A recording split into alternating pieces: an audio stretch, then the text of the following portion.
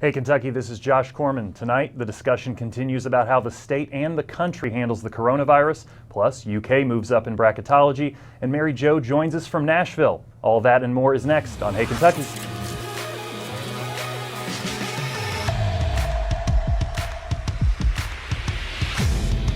Welcome to Hey Kentucky. I am Josh Corman. Mary Jo Perino will join us in a few minutes. Former gubernatorial candidate and state auditor Adam Edlin is my co-host. Adam, how's it going? Good to be here. Elbow bump let's for the elbow coronavirus That's edition right. of Hey Kentucky. Practice safe hygiene. Don't shake hands, elbow bump, whatever you got to do. No shaking hands for the foreseeable future.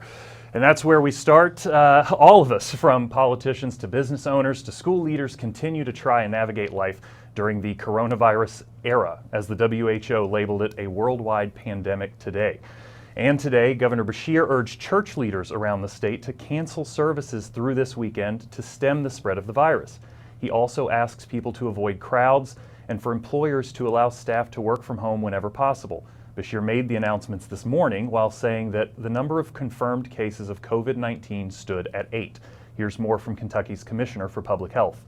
The social distancing item of staying about 6 feet away from each other, we're not recommending you can't go grocery shopping. We're not recommending you can't go purchase things that you need. As long as we just allow extra space between each other and we use proper hygiene, we can still go about our daily activities, and you can still support your local businesses and get the materials you need for being at home, as long as we just take these steps to have more social distancing. So just be very self-aware and encourage others to do the same thing. And those steps, while they seem really simple, are really powerful if we all do them. Lawmakers in Frankfort have been talking about how they need to deal with the coronavirus, since the legislative session brings together people from all over Kentucky and people from every age group, ranging from senior citizens to elementary school students. The Secretary of State has voiced concerns about the possible impact on May primary voting, and businesses have imposed new restrictions on employees and are racing to take more measures to head off the risks.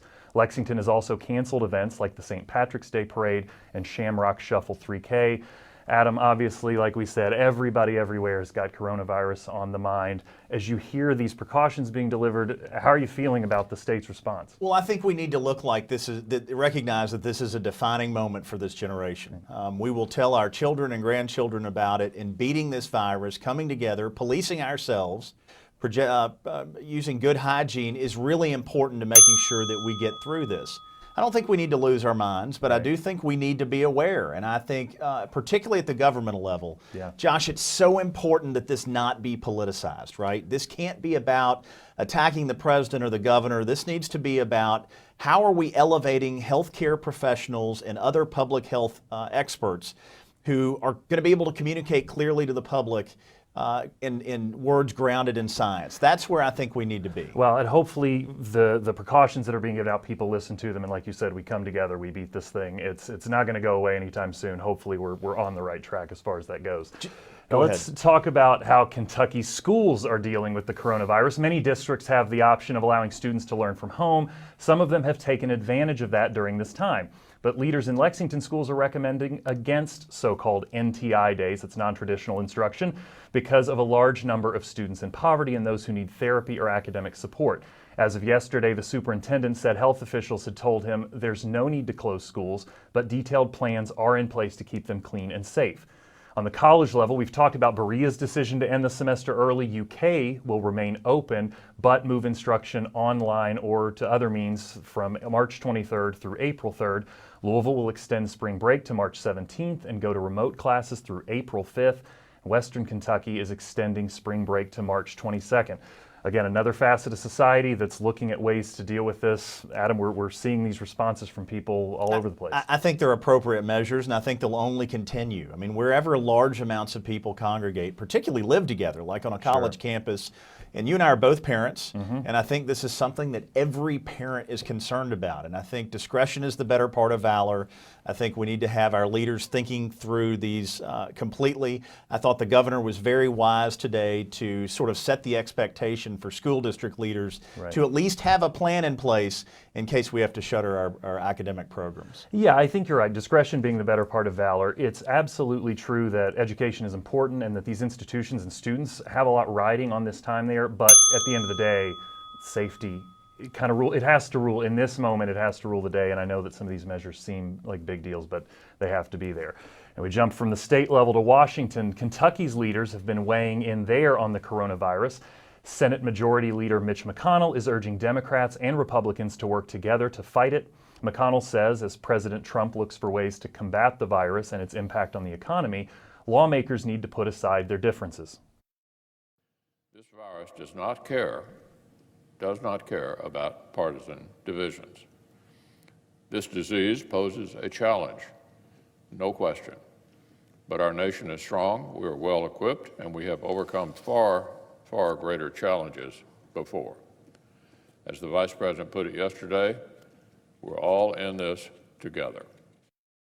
Meanwhile, Kentucky's lone Democratic congressman and chairman of the powerful House Budget Committee says the president's suggestion of an economic stimulus plan is the wrong way to go.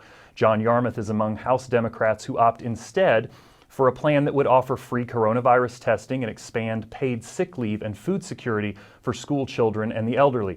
It's good to know that Mitch McConnell remembers the word bipartisanship and was invoking it there. But already, right, we're seeing disagreement about how this money is going to be spent. And I think that's a problem. I mean, certainly let's keep focused on what this is. It is a public health crisis. And certainly in the history of the United States, where we really glow is we tend to unify right. in times of crisis. And this is a time of crisis. So let's focus on doing everything we can to deal with the public health aspects of this issue.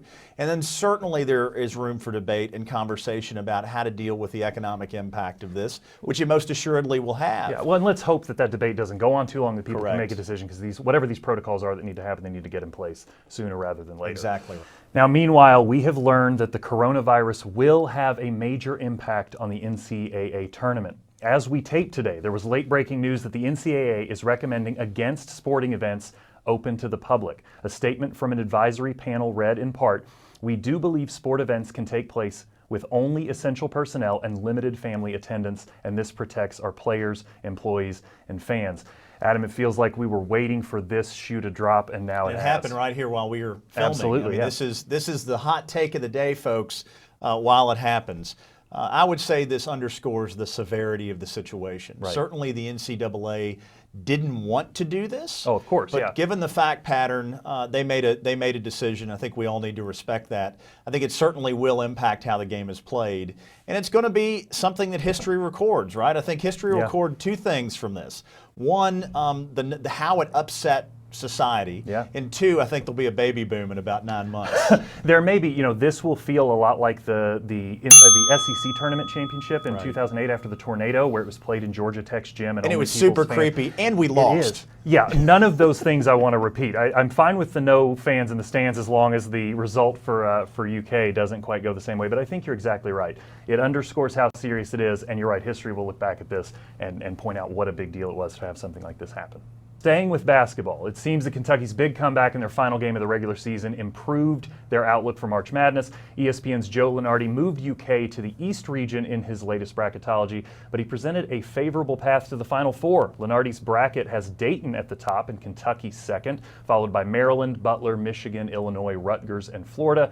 With this draw, the Cats would have top-seeded matchups of UC Irvine, Illinois, Villanova, and Dayton to get to the Final Four. Sign me up for the tournament. Start it today. Adam, what Absolutely, about you? man. I've never said this, but from Joe Lunardi's lips to God's ear, that is a dream lineup, and I would risk anything other than maybe my children to make sure that we got that slot arrangement in the NCAA tournament. That would be awesome. That plays to our strengths, but I think it's an indication of our guys coming together and proving the doubters wrong last week that got us into this spot. You hope that result against Florida is the momentum you need to get Hagens back and sort of everything works out there. I wish Lunardi could just, like I said, hit the button, start it today, we'll make take the it. call. I don't know if Sunday will Carve be this quite one in so, stone, write it so down. happy. The Big Blue Nation will be happy. Up next on Hey Kentucky, Mary Jo Perino joins us from Nashville. MJ and the crew have arrived in the Music City to cover the SEC tournament and the impact of the coronavirus. See their report when we return.